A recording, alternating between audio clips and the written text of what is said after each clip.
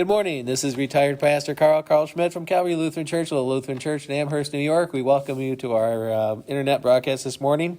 We're up to the fourth Sunday after the Feast of Holy Trinity, July 13th of 2025. Yay. Okay, the text appointed is from the Gospel of Luke, the 6th chapter, verses 36 through 42. Be therefore merciful, as your Father also is merciful. Judge not, and ye shall not be judged. Condemn not, ye shall not be condemned. Forgive, and ye shall be forgiven. Give, and it shall be given unto you. Good measure, pressed down and shaken together, and running over, shall men give to your bosom. For with the same measure that ye hand out, it shall be measured to you again. And he spoke a parable to them, Can the blind lead the blind? Shall they not both fall into the ditch? The disciple is not above his master, but every one that is perfect shall be as his master. And why do you but look at the stick that is in your brother's eye, but do not see the log that is in your own eye? Either how can you say to your brother, Let me pull out the stick that is in your eye, when you yourself have a log that is in your own eye? Hypocrite, cast out first the log out of your own eye, and then you should be able to see clearly to help your brother with the stick that is in his eye. Here ends that portion of the gospel text from the Gospel of Luke, the 6th chapter, verses 36 through 42.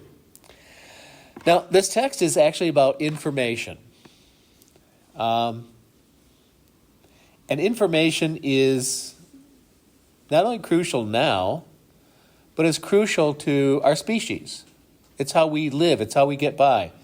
Ancient humans survived by communicating with each other in ways that they could understand, comprehend, that gave meaning to ideas. And they share these ideas about where is water, where is food, where is safety.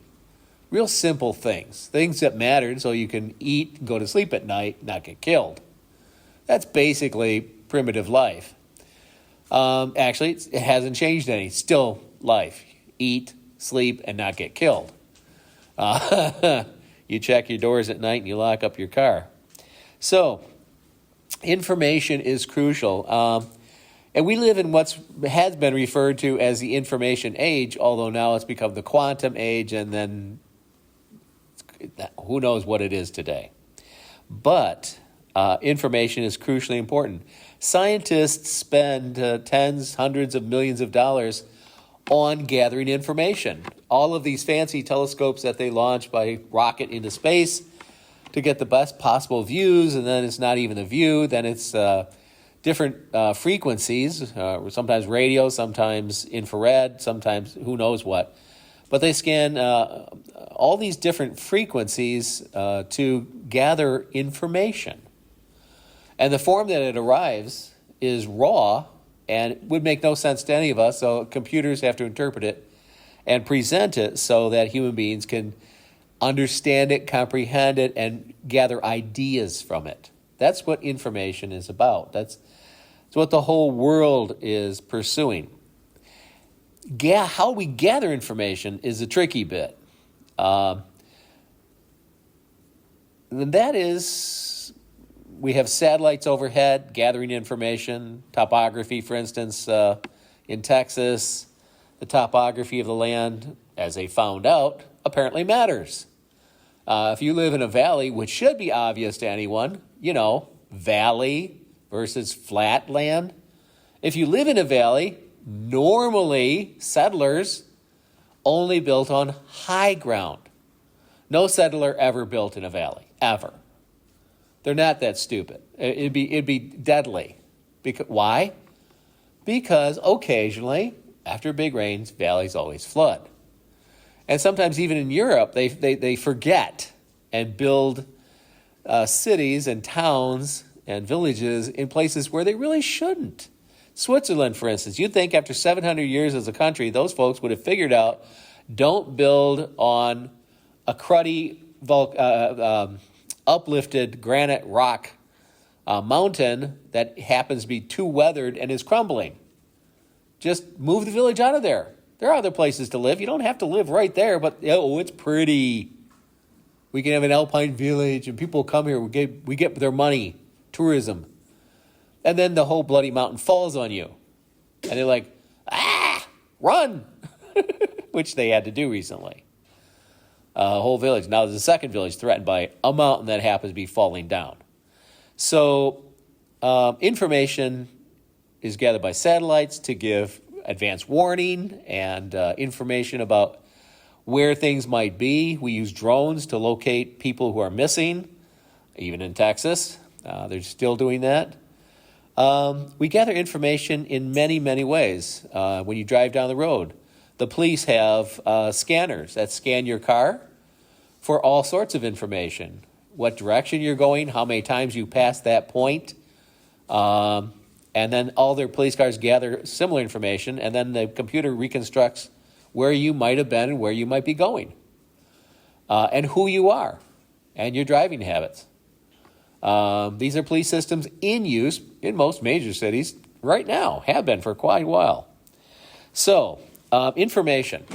But there are some things, no matter how hard we try, we cannot gather information on. The world of the very, very, very tiny. You reach a point below the atomic scale where you get to muons and gluons and all the other type of minuscule particles that are subatomic that we can only guess, infer information about. We can't directly measure them because a mathematician years back said, yeah, there's an uncertainty principle, which means the minute you measure something to determine its direction, its speed, its velocity, its spin, you change it. So in the world of the very tiny, you can only infer. Because the minute you try to measure it, it doesn't exist the way it existed previously, so it's gone for all practical purposes. So their information is sketchy at best. Also on the large scales, Einstein had predicted that gravitational lensing would occur so that a giant object far, far behind another star by light years would be lensed by the gravity of that forward star so that you'd be able to see the star behind it in a halo around that star. He predicted that, mathematically speaking. Later, when they actually observed it, one of the scientists called him up. It was evening or late night, and he said, "Hey, we verified gravitational lensing." And he said, "I'm going back to bed. I already knew it. I showed it to you on the chalkboard." "Yeah, thank you. Good night." So, information and some things up to this point we can't humanly acquire. But there's some information we need. And it matters to us because it will determine more than just how we do in this life. And it's a type of information we can't access in any way, shape, or form. Except that God the Father sent his Son into this world to share with us that information. Information that is absolutely unobtainable in any earthly fashion. You can't meditate it. You can't infer it. You can't acquire it. Einstein can't show it on a chalkboard. There is no way to see God or know anything about him. The best that humans can do by philosophy was this. If there is a divine being, if he has anything to do with us, then we conclude he must hate us. Why? Because this world is garbage. And everything in it is garbage. We're garbage, and then we die and become dirt. That's sufficient proof for anyone with a brain to know all they might need to know about God. But it's hopeless. That gives no hope. That gives no information that's useful. That's like telling the people in that little valley in Texas, "Oh, it's going to rain 5 days ago." Well, that's a lot of good to know. Thanks. That's a lot of help. Appreciate that. Useless information. If I go up to you and say, "Oh, 3 years ago, to one of the kids, your shoe size used to be a 7, but now you're a 10. That's not useful. Yeah, okay, so I used to wear smaller shoes. Yeah, wow, isn't that great? No, I don't need to know that. I already know that. And it's not information I need to know at all now. I threw those shoes away. They're gone. They're all busted up, straps fall off, gone. Oh. Useless information. Not wanted, not needed, just annoying. But there's some information that is essential. And that is information that pertains to us now and in our future. And that's the information that's right here in this text. Revealed from someone who knows it firsthand, because that's usually the best source of information. Cops will ask you, well, did you see this yourself? No. Well, why are you telling us it? Well, a friend of a friend of a friend told me about it.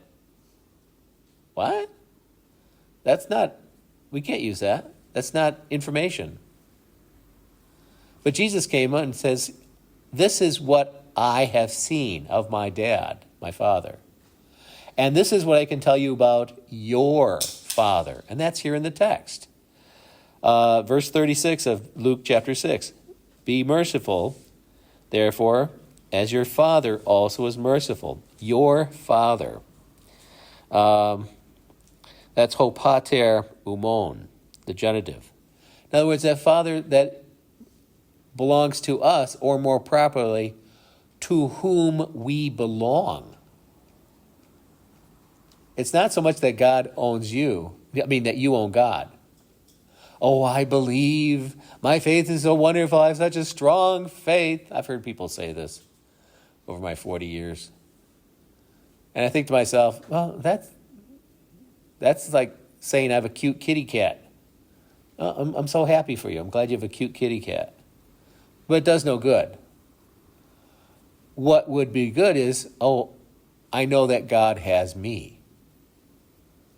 Now that's completely different. That tells me that you actually know God, He knows you, and you actually simply trust that you're His because He has claimed you. Great information, just right there in that first sentence. But something even more crucial in that first sentence is oiktermenos. Its root is oiktos. In Greek, that's pity, oiktos. It's visceral. It's from the guts. I'm not saying God has guts. I am saying that God and our sense of mercy comes from Him. If we feel anything at all or have any emotions, it's only because He's given them to us. And this idea of mercy or compassion, it comes from Him in the first place. But what's really important to know is that He Himself is this. Even as your Father is this. That information is crucial because we're dirtbags. We have nothing to offer God. I don't care who you are. You could be the president, or you could be a condemned prisoner in some Georgia prison waiting. Do they have death sentence there? I don't know. But I'm sure there are states that have the death sentence. So you could be some prisoner waiting in a prison cell waiting for it to be executed. It doesn't matter. Dirtbags. Us all, me included. We're all dirtbags. We have nothing to offer God. And in spite of our pitiful condition, there is nothing and no reason whatsoever that He should pity us. In fact, it's the opposite. Since we're dirtbags, He's the one who's angry at us. It's not Satan who wants our demise. It's God the Father. His law speaks death to us. The soul that sins shall die. Satan didn't say that. God the Father did. And He means it. He looked at the earth and said, there's none that's righteous. No, not a single one. So since that is the case, and so since otherwise everyone would face only doom because of the information He has relayed to us through the prophets of old and through His Son reveals, and the prophets too, this idea of mercy, compassion, forgiveness. That He looks upon that object of His wrath and changes His mind. Now, how would you acquire that knowledge? from staring at daisies? Can you go out to the lake and go, God has made wonderful nature. Look at that. And just then, the snapping turtle grabs the fish you were looking at, cuts it in half, and eats the two halves. Oh, well, that's a bloody mess. But the snapping turtle's happy. But nature itself is cruel. You're watching a cute little deer, a baby deer, and then a cougar comes out of the woods. Me love baby deer. Good eating. And you're like horrified. Baby deer. And the cougar's like, nice snack. Bring it home to my family. They'll eat well tonight. Nature doesn't tell you anything about mercy. Doesn't tell you anything about what God thinks about you at all. It doesn't give you the information that at first he had planned to destroy you. Doom, everlasting.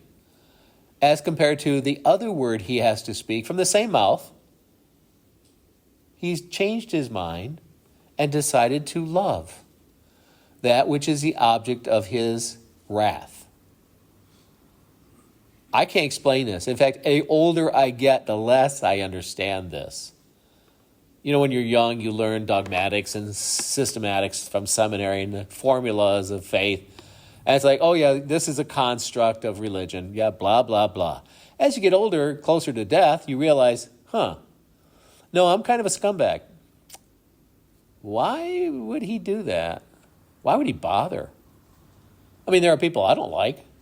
And some of them are genuine scumbags. I mean, Hitler, he was a scumbag, a dirtbag. No one on this planet would argue otherwise. He was trash. And the whole planet agrees with that one. But there's other trash. There sure is. And yet we all are. And the Father looks at us and goes, yeah, no, I've decided instead to fillet you, fry you, and throw you into hell. I'm going to love you, adopt you, call you my own, treat you as my child, and I would expect that that's how you would treat the people around you. See, that's like today, Christians. These Christians who back up this insane, inhumane process of treating immigrants or people who wish to be immigrants or people who just got here by swimming across the river, whatever the means of coming into the country. For those who are genuinely looking, there's very little path that way. We just don't have places where you can walk into. You know, other countries open arms. And they have immigration officials that say, oh, come on, here, we'll help you find housing. What are your skills? What do you need? And how can we make you part of our productive society? We don't do that. It's been since any of our grandparents got here, where the Statue of Liberty is, showed up in a boat with clothes on their back from Europe. And they said, okay, next. And if they couldn't pronounce your name, they made it respelled to something they could pronounce. A lot of names got changed there. But how Christians back up this horrific, torturous treatment of other humans, that just instantly makes you a dirtbag. Human trash, right there on par with Hitler. He treated other humans as trash. Well, if you do the same thing, aren't you the same? And how can you possibly call yourself a Christian? I got news for you. Wake up. You're not a Christian. You're not going to heaven. That's a sure trip to hell. How do I know? Because here, be ye therefore merciful. The root of this is genesthe, from genomai, to become. And the funny thing about that is that it's in the third person plural, as in you all, as the Southerners would say. Present active imperative. He's not saying, oh, I'd like you to do that. Or, maybe if it's someone you like, you should do it. Jesus says, you will be merciful. And yet there's a whole bunch of Christians in the United States who go around pounding their chests. We hate gays. We hate immigrants. We hate blah, blah, blah, blah, blah. you're not Christian. Because that is not how our Father in heaven is. Because that's just a load of manure. And that's where you belong.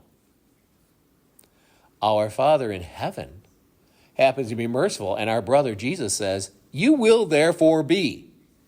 And the word doesn't just mean exist to be. Like, I'm wearing shoes. They just exist. Geneste is an idea of becoming.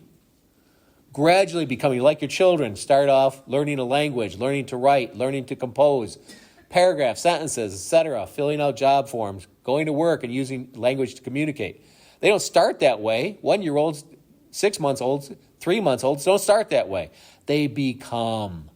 And so Jesus is saying, you will become merciful. And if you call yourself an adult Christian and you're still spouting that other trash, I hate this, and this, then you're not one of the Father's children. I don't know what else to tell you. His children will be becoming. He says so. He sent his Son because he put that in the imperative. And the imperatives are, you will, period. He's not going to discuss it with you. He's not going to argue with you. Just say you are, or then you are not.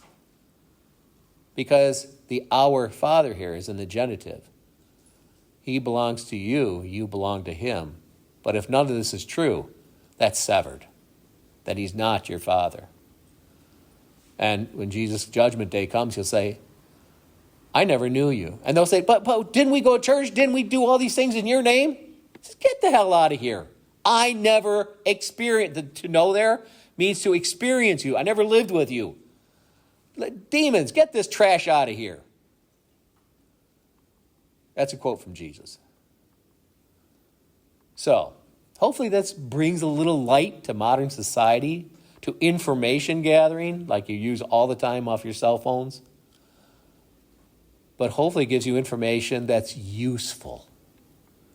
Not only about your Father in heaven who treats you kindly, forgives you, adopts you, and calls you his own, but the same one who says, this is how my children will live. Not perfectly. None of us do it perfectly, but we try and we become that way. So if you want to go around bragging you're the opposite, well, your dad is someone else. In Jesus' name, amen.